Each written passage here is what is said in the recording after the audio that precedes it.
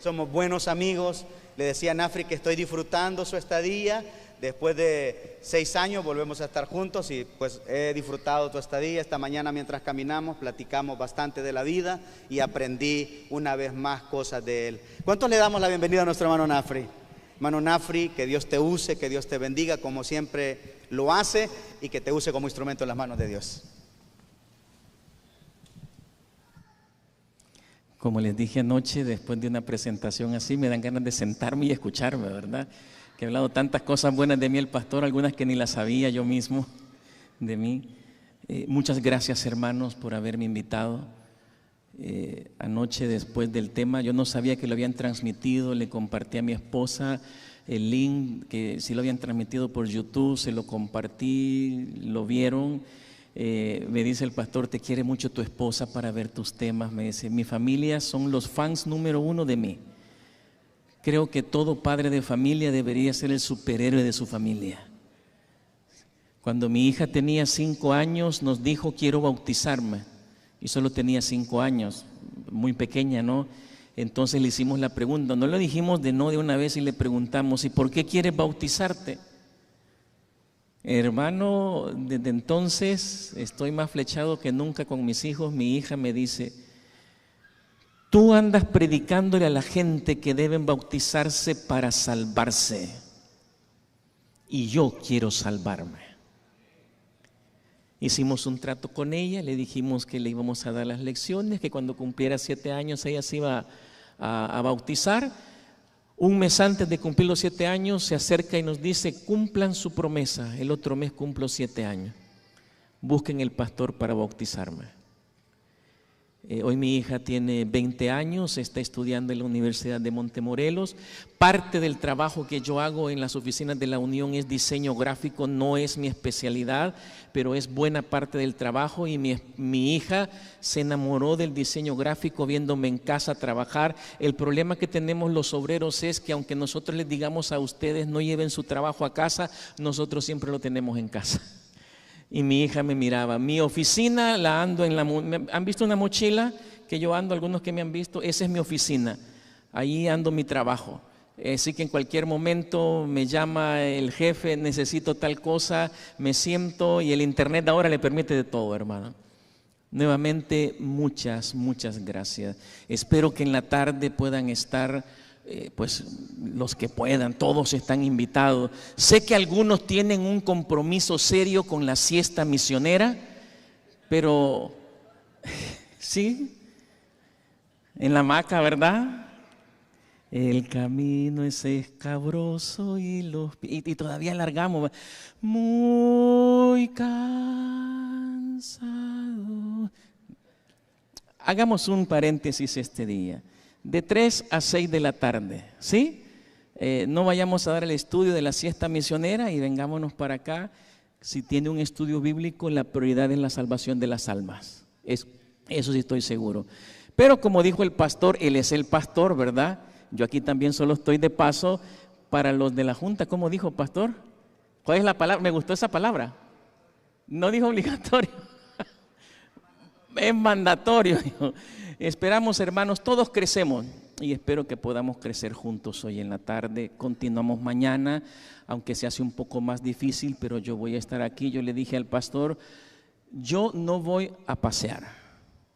O sea, sé que tiene un costo que yo esté acá. Hay una inversión en vuelos, en esto y lo otro. Así que venir de vago es una vergüenza. Yo le digo al pastor, en lo que yo pueda ayudarles, yo voy a estar. Me encantó, voy a estar con los de clubes de 11 a 12, ¿sí? Los muchachos de los clubes, bueno, igual está abierto para todos. Voy a tener un seminario que es sobre contar historias. No es la especialidad de narración de historia, es la narración de historias en la aplicación de liderazgo. Así que les puede servir para los predicadores, el que quiera estar. Y los muchachos del club, yo soy del club, no hubo espacio en mi maleta para traer el uniforme y darlo con uniforme. Soy coleccionista de pines y charratelas, traigo para intercambiar. Sí, soy claro, para intercambiar. Dan, dicen las campanas en ese caso de los pines, ¿verdad? Y alguno que quisiera tener algún pin del Salvador, ahí ando algunas cosas para que podamos intercambiar. Hace algunos años un predicador llegó a una iglesia americana, les dicen acá, ¿verdad? De habla inglesa. Había gente de raza afroamericana y habían blancos. El pastor era la primera vez que estaba en esa iglesia y de entrada, lo primero que dijo: hermanos, en el cielo no habrá ningún negro. Hermano, y los diáconos, unos diáconos que eran afroamericanos queriendo bajar de la corbata al pastor. ¿Cómo es eso? Y todo el mundo se puso incómodo porque se hincó hasta la palabra, ¿verdad? Cuando el pastor vio que casi se le tiraban encima ya todos. Pero tampoco habrán blancos. Amén, gritaron unos por allá, ¿verdad? Ya el asunto se puso parejo. Pero ya el pastor había sacado a todo mundo del cielo. Porque en el cielo solo habrán rojos. Porque al cielo solo entrarán los que se han bañado en la sangre del Cordero. Recordemos, la salvación solamente es en Cristo Jesús. ¿Ustedes conocen el himno aquel? Que me puede dar perdón solo de Jesús la sangre y un nuevo corazón solo de Jesús. ¿Y qué dice el coro? Precioso es el raudal que limpia todo mal. No hay otro manantial sino de Jesús la sangre. Oremos. Señor Jesús, tú derramaste tu sangre por nosotros. Gracias a ti esta reunión tiene sentido. Y hoy estamos acá para encontrar perdón y dirección. Sea tu Espíritu Santo el que nos guíe en el estudio de tu palabra. En Jesús. Amén.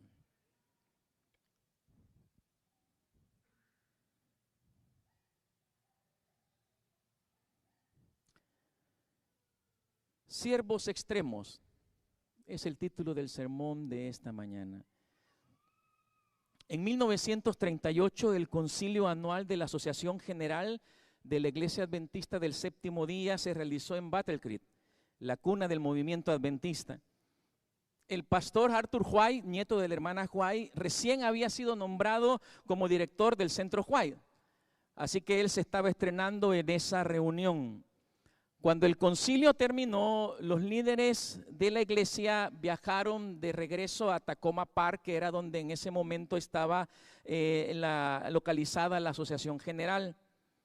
De ese viaje, el pastor White cuenta lo siguiente. Él dice: yo era de la familia White.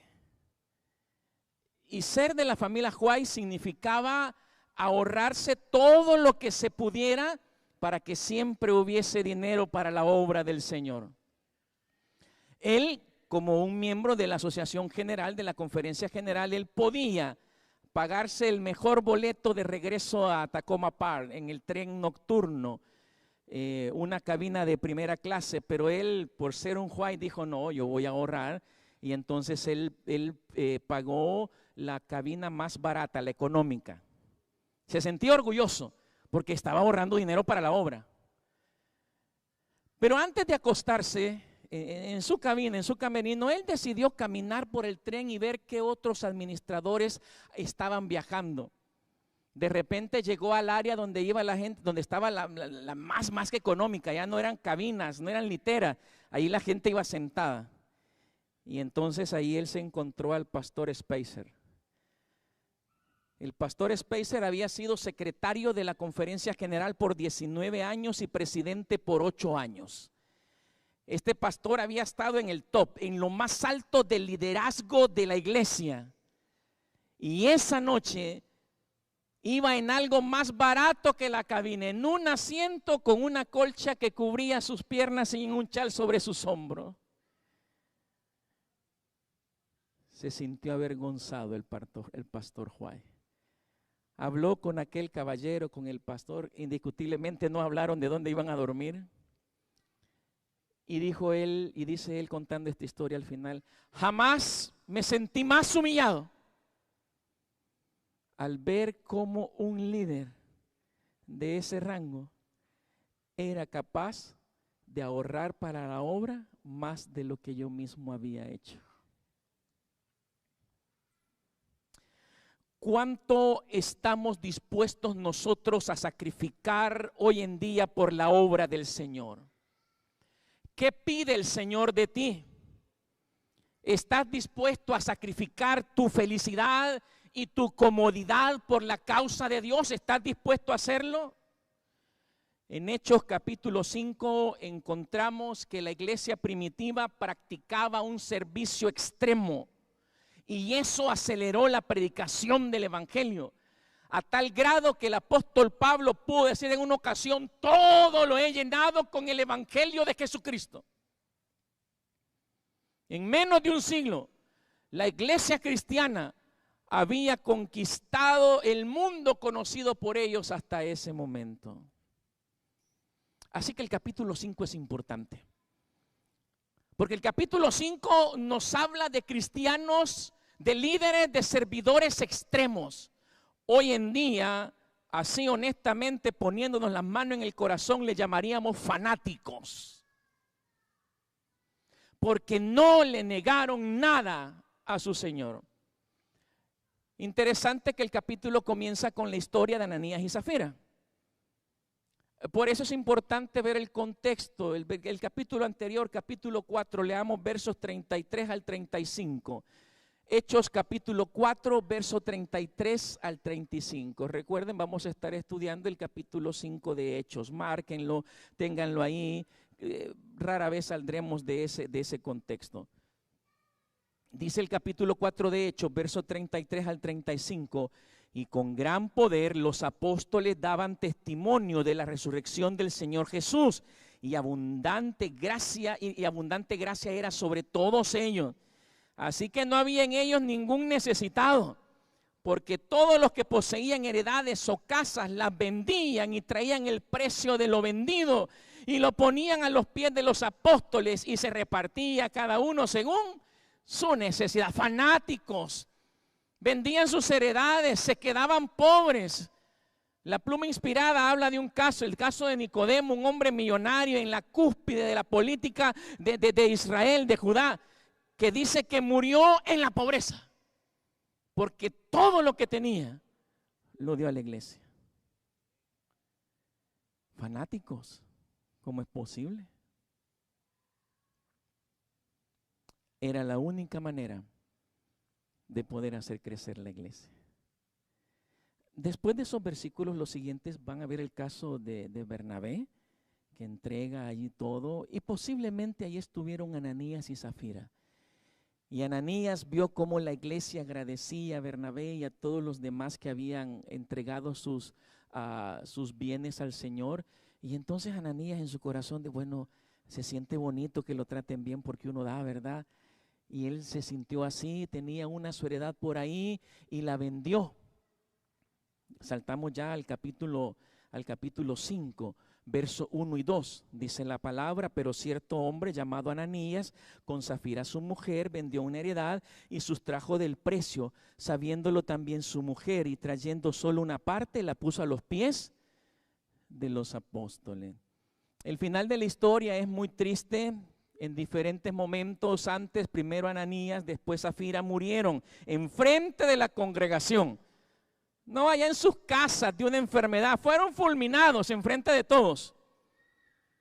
Vemos el verso 9 y 10, y Pedro le dijo: ¿por qué convenisteis en tentar al Espíritu del Señor? He aquí a la puerta los pies de los que han sepultado a tu marido, y te sacarán a ti. Al instante ella cayó a los pies de él y expiró. Y cuando entraron los jóvenes, la hallaron muerta y la sacaron y la sepultaron junto a su marido.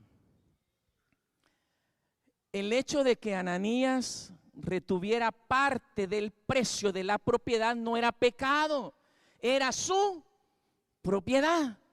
Él podía dar lo que él quería a la iglesia, el 10%, el 20%, el 50%. No había problema con que él se quedara con una parte. Y no fue por eso que él murió, porque él no estaba obligado a hacerlo. Pero Dios desprecia la vida de apariencia. Un cristiano que no es fiel en la entrega de sus diezmos y ofrendas a la iglesia vive un cristianismo de apariencias. El problema no era que se quedaran con una parte, sino que dijeron, lo dimos todo. Y mintieron. ¿Estás viviendo un cristianismo de apariencias? Vamos a ser honestos, aquí en la iglesia nos vemos guapos y bonitos todos, ¿o no? Yo no veo a ninguno de ustedes que sea feíto, ¿no? Todos se ven así bien bonitos, ¿verdad?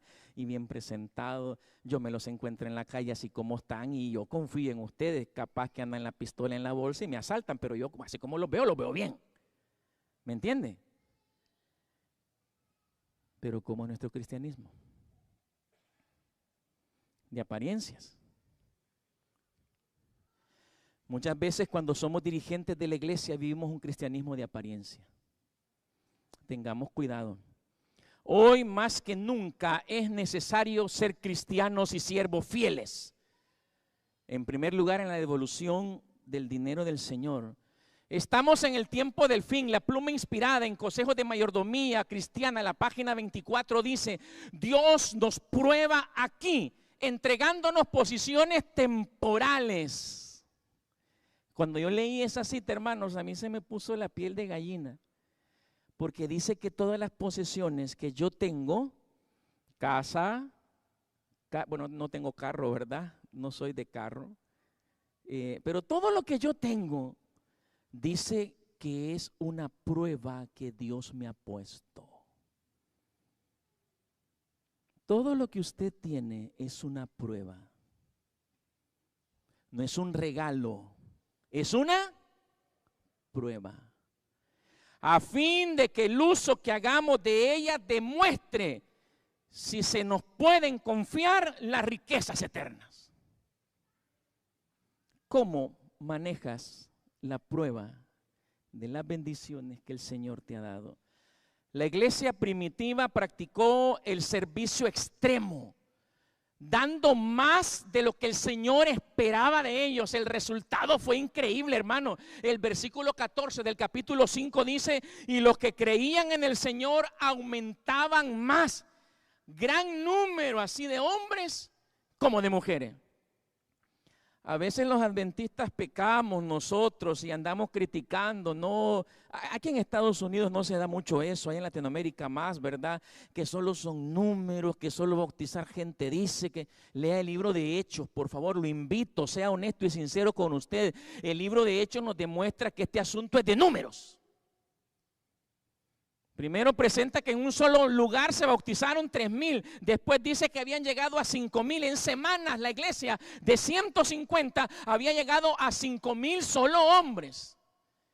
Y nuestra hermana, ¿usted es la secretaria de iglesia o especialista, hermana, en secretaría? ¿Sí? Usted sabe que por lo menos en Latinoamérica el porcentaje de mujeres es mayor dentro de la iglesia que el de los hombres. Las mujeres son un poco más receptivas al Espíritu Santo. Los hombres somos más cascarudos, más duros, nos cuesta más. Así que cuando Hechos dice que en semanas habían llegado a 5,000, yo me atrevo a decir que ya eran más de 10,000 miembros. Yo soy el encargado, el editor de la Enciclopedia Adventista para El Salvador, y cuando escribí la historia del Salvador, quise averiguar en cuánto tiempo El Salvador llegó a tener 10,000 miembros. Bueno, 5,000 que son los que menciona el libro de Hechos, 5,000. Ellos se habían tardado unas semanas. Al Salvador entró el adventismo en octubre de 1915. El pastor John Lewis Brown llegó procedente de España con su esposa y su hijo, y ellos fueron los primeros 3 adventistas oficiales en llegar a El Salvador. De 1915, El Salvador llegó a tener 5,000 miembros hasta 1953. Casi 40 años. Y esta gente lo logró en semana. En semana. Porque nunca fueron mezquinos con lo que le daban al Señor. No, pues hermano, ¿y usted de dinero no viene a hablar? No, no les vengo a hablar de dinero, les vengo a hablar de entrega. Porque eso solo fue una parte, hermano. Saben que lo más fácil de dar en la iglesia es dinero. ¿Sí? Aunque algunos dicen, ¿verdad? Cuando se habla de dinero, dijo alguien una vez, ¿ustedes saben cuál es el nervio que más nos duele a nosotros? ¿Dónde está localizado? ¿Sí? ¿Saben ustedes cuál es el nervio que más nos duele a los seres humanos? Mire, está por acá, por aquí. Este es el nervio que más nos duele. Pero aquí en la obra del Señor es el más fácil de dar. Hay otras áreas de la vida mucho más difíciles en el servicio. Verso 12. Estamos capítulo 5 del libro de Hechos. Y por la mano de los apóstoles se hacían muchas señales y prodigios en el pueblo. Señales y prodigios por mano de los apóstoles. Los talentos fueron usados por los apóstoles fuera de la iglesia y dentro de la iglesia. La separación de los dones, que hay dones para servir en la iglesia y hay dones para servir fuera de la iglesia, no forma parte de nuestras creencias como adventistas. Eso lo inventaron otros cristianos. La Biblia enseña que todos los dones son para usar dentro de la iglesia y fuera de la iglesia. Algunos dicen, no, yo tengo el don del servicio, nada más por decir, ¿verdad? Yo soy diácono, yo ya hice mi servicio aquí en la iglesia. Hiciste un servicio a medias. Porque si tu don solo sirve para servir a los de adentro, tu don no sirve. Hay directores de departamento que hacen unos programas maravillosos, increíbles. Uno se queda impresionado, qué lindo. Y yo he estado en iglesias donde los directores, por ejemplo, de escuela sabática tienen competencia. A ver quién hace el mejor programa y la gente le encanta. Pero pídale a esos directores que den un estudio bíblico, no lo dan. Es que yo ya serví, yo ya sirvo en la iglesia. Esa es una doctrina satánica. Los dones Dios los dio primariamente para la predicación del evangelio. Cualquier don que se tenga. Y en segundo lugar, para servir a la iglesia. Los discípulos usaron sus talentos para la predicación del evangelio. Cualquier talento que tú tengas puede ser usado para la predicación del evangelio. Era increíble. El pastor Alférez habló de mis talentos. Yo creo que el único talento que yo tengo es ese que trato de esforzarme y ser mejor cada día. No me comparo con nadie, con el único que me comparo es con yo mismo ayer. El que está ahora es mejor del que estaba ayer. Creo que es el único talento que yo tengo. Mateo 25:29 dice, porque a todo el que tiene se le dará más y tendrá en abundancia, mas al que no tiene se le quitará hasta lo que tiene. Cuidado si estás de mezquino con tus dones para la predicación del evangelio. Ten cuidado porque lo que no se usa se pierde. Y lo que Dios da, Dios es un amo cruel. Así lo dijo el siervo de la parábola de los talentos. Yo sé que eres cruel, que cosechas donde no sembraste. Ese es Dios. Te pedirá cuenta de cada talento, de cada don que tú tienes. Y no estamos hablando solamente de dones espirituales, hermano. Todo talento y don perfecto viene de Dios. Toda capacidad que hemos desarrollado o traíamos de niño es un regalo de Dios. Los discípulos no fueron mezquinos y lo usaron todo. A tal grado que dice el verso 15 y 16 que Pedro llegó a tener tal fuerza con sus talentos que cuando él pasaba, La gente ponía a los enfermos en la calle para que la sombra de Pedro los tocara y fueran sanados. Eso pasará cuando tú uses tus talentos al 100% para la obra del Señor. Caminarás por las calles y los enfermos se levantarán. Los matrimonios que se están hundiendo serán rescatados. Los hijos que se han perdido volverán a casa, porque poder habrá en ti. ¿Tienes ese poder ahora? No escondas tus talentos. Quien es egoísta en usar sus talentos solo en las 4 paredes del templo y niega esa bendición para los de afuera, pronto lo perderá. Pero quien los usa de manera extrema en la evangelización, seguro que va a recibir más. Posiblemente un día tendrás tanto poder que se observará que por donde tú pases, los muertos resucitarán. Verso 42. No solo su dinero, no solo sus talentos, hermano. Verso 42. Es que estos eran fanáticos. Y todos los días, 5:42. Y todos los días, ¿en dónde? En el templo. ¿Y en dónde más? ¿No cesaban de enseñar? No, hermano, usted no entiende. Usted ver aquí en Estados Unidos, aquí la vida es difícil, absorbente, aquí no hay tiempo de nada, así, tal vez allá en Latinoamérica, allá en Palestina, donde estaban estos discípulos, ellos sí podían. ¿Ustedes creen que Pedro comía menos que ustedes?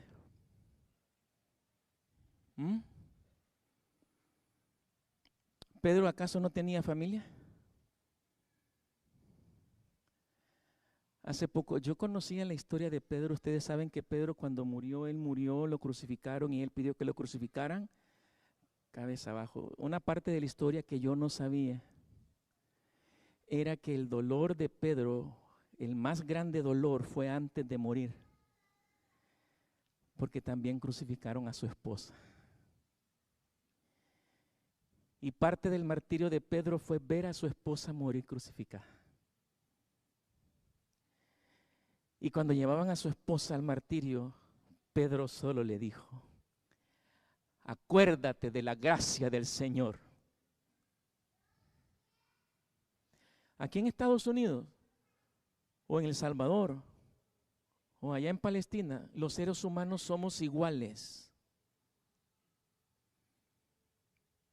Sí, somos iguales. Tenemos las mismas necesidades emocionales. Las mismas. Es increíble, dice que todos los días iban al templo. Y los que no iban todos los días al templo, todos los días compartían el evangelio de casa. No dice una vez a la semana. ¿Cuánto dice? ¿Entendemos por qué no tenemos el poder que tuvieron ellos? ¿Lo comprendemos? Y hoy más que nunca necesitamos ese poder. Es que el Señor viene, hermano. Despertemos. Decimos allá en El Salvador, caigamos en el 20, hermanos. Ya Jesús viene. No es momento de seguir siendo la misma iglesia. Es el momento de convertirnos en una iglesia poderosa. En la iglesia que el Señor necesita para llevarle esperanza al mundo que la ha perdido. Todos los días estaban ahí. Para ser un siervo fiel, hace falta ser un fiel misionero, un misionero extremo que ofrece de su tiempo para el cumplimiento de la misión. Y no solo fue su tiempo que daban de manera abundante y extrema, no solo fue su dinero, no solo fue sus talentos. Ellos inclusive se negaron la seguridad corporal. Del versículo 17 al versículo 42 dice que arrestaron a los apóstoles y los metieron en la cárcel, dice el verso 18. Y el verso 19 dice: y en la noche un ángel del Señor abrió las puertas de la cárcel y los sacó. Y les dio la siguiente orden: verso 20, preséntense en el templo y comuniquen al pueblo todo lo que este mensaje, todo el mensaje de vida. El viernes 22 de noviembre del año 2021 estaba viajando para dar una campaña fuera de la capital. Era un viaje como de 45 minutos. Íbamos a medio camino cuando recibí una llamada que me decía: hermano Nafri, ya no venga a la campaña. Aquí el ejército ha recomendado que no abramos la iglesia. Los mareros han hecho amenazas aquí en la comunidad y no vamos a tener la campaña. Ese día me acompañaba mi esposa. Había podido hacerlo y yo, sin pensar que llevaba a mi esposa allí, yo le dije a mi esposa, no le dije a mi esposa, le dije al que me llamaba: no se preocupe, hermano, yo voy a llegar aunque sea a orar. Y llegamos al lugar. No lo pensé, está peligroso, mi esposa va aquí. No, yo solo dije: vamos a llegar. Llegamos, ya estaban los ancianos de la iglesia ahí. Les pregunté: mire, hermano, aquí fue un soldadito que pasó y dijo que cerráramos mejor por problemas con los mareros, pero si usted quiere tenemos el culto. Y yo les dije: pues si ustedes están aquí, porque yo no voy a estar con ustedes. Y comenzamos el culto normal, hermano, y esa noche la iglesia se llenó, la asistencia se duplicó, hubieron más visitas que cualquier otra noche y el Espíritu del Señor se movió entre los presentes esa noche.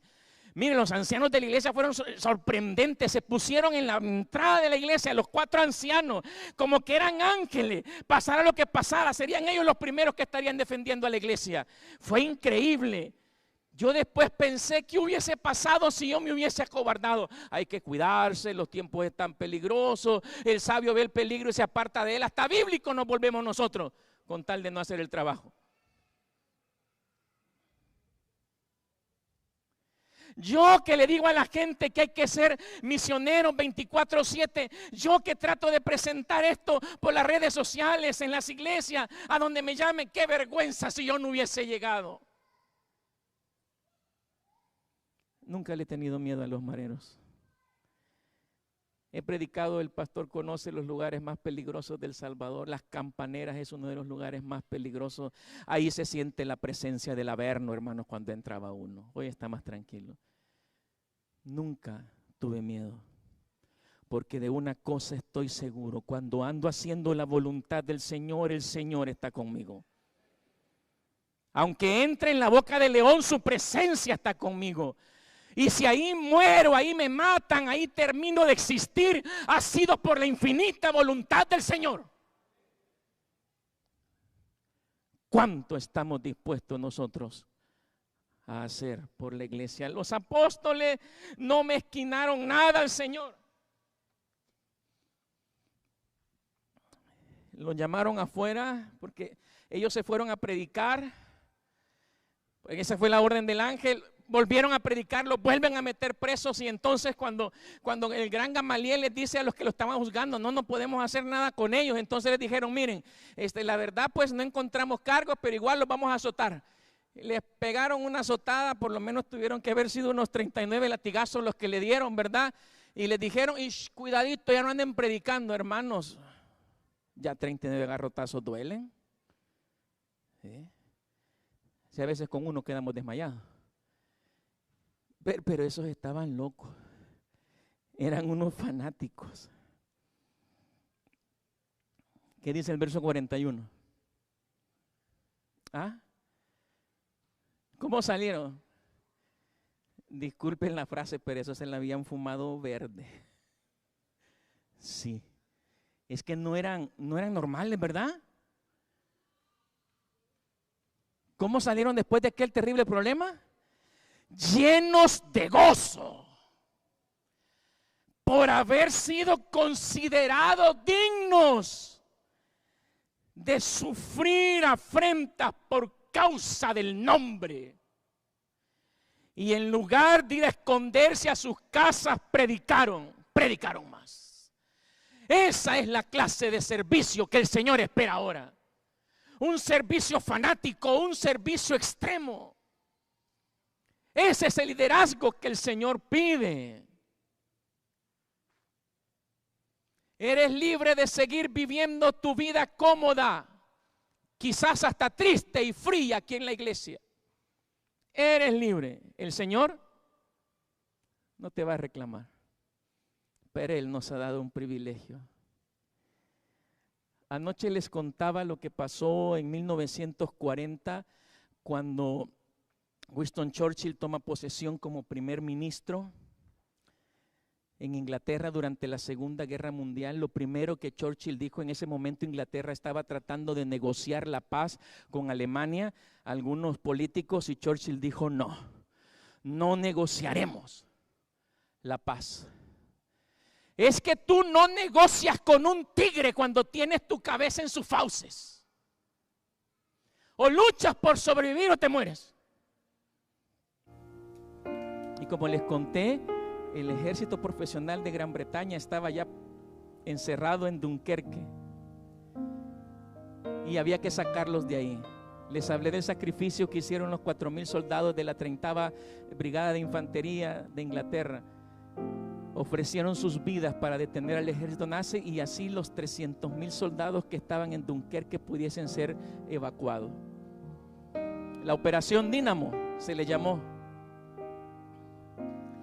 857 barcos entre militares y civiles, quizás una de las flotas más grandes de la historia de la humanidad, arriesgando la vida de cada hombre. Entre el 26 de mayo y el 4 de junio de 1939 fueron rescatados 338,226 soldados. El 4 de junio, el día que llegó el último soldado rescatado a Inglaterra, por fin Churchill pudo dar su primer discurso ante la Cámara de los Comunes, que estaba a reventar. Y ahí dio un famoso discurso. Quizás el párrafo más famoso de ese discurso fue el siguiente: por mucho que grandes sectores de Europa y varios estados antiguos y famosos hayan caído o puedan caer en las garras de la Gestapo y de todo el odioso aparato del régimen nazi, no vamos a flaquear, ni vamos a fracasar. Seguiremos adelante hasta el final. Lucharemos en Francia, lucharemos en los mares y en los océanos, lucharemos cada vez con mayor confianza y fuerza en el aire. Defenderemos nuestra isla a cualquier precio. Lucharemos en las playas, en los lugares de desembarco, en los campos y en las calles. Lucharemos en las montañas. Y remató con la frase: no nos rendiremos nunca. No nos rendiremos nunca, queridos hermanos, mientras esperemos el pronto regreso de nuestro comandante en jefe, Cristo Jesús. No nos rendiremos nunca. Serviremos en la iglesia, serviremos en nuestros ministerios y departamentos, serviremos a la comunidad, serviremos a nuestras familias, serviremos de casa en casa, serviremos discipulando, serviremos hasta el último aliento de nuestra vida o hasta que Cristo venga en gloria. No nos rendiremos nunca. Así el enemigo atraviese mi corazón con una espada, no me rendiré nunca.